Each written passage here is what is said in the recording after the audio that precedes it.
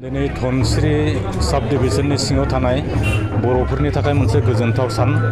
मानो होनोब्ला बे ओनसोलाव थानाय दुलाराय बर' फरायसा आफादानो जा, बर' थुनलाइ आफादानो जा, बा गुबुन गुबुन हारिमायारि आफादफोरनि दैदेनगिरिफ्रा गोबां दिननिफ्रायनो सानबोदोंमोन जे उरियामाखौ मोनसे बर'फोरनि थाखाय गेस्ट हाउस बा आलासि न' मोनसे नांगौ होननानै। आरो जोङो गिबियाव बेखौ बिटिसि गभर्नमेन्टनिफ्राय लुफुंजेननो थाखाय एसे रां मोनदोंमोन, बे थोजासे नङामोन आरो रायजो राजाफ्राबो एसे मदद खालामदों।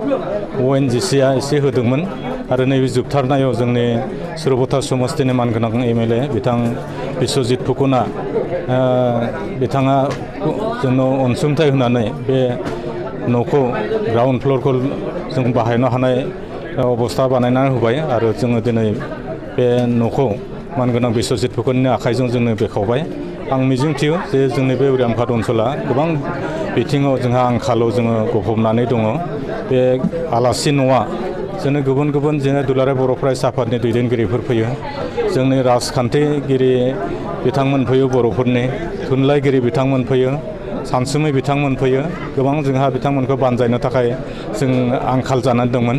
दिनै नैबे न'खौ लुफुंनो हानानै जों गावखौनो जोंनि बर' हारिनि थाखाय मोनसे आंखाल सुफुंजाबाय होननानै जों आसा खालामदों आरो जों मिजिंथियो जे जोंनि बेयाव थानाय माहारियारि आफादफोरनि बा बर' दैदेनगिरिफ्रा बेखौ मोजां जोथोन लायोबा उननि समाव बेयो गोबां जोंनि जौगानायाव बा जोंनि गोबां बाथ्राफोर रायलायनाय बा बेयाव जिरायनायाव बा जोंनि आलासिफोरखौ बानजायनायाव बियो गोबां मदद खालामगोन होननानै आं मिजिंथिदों।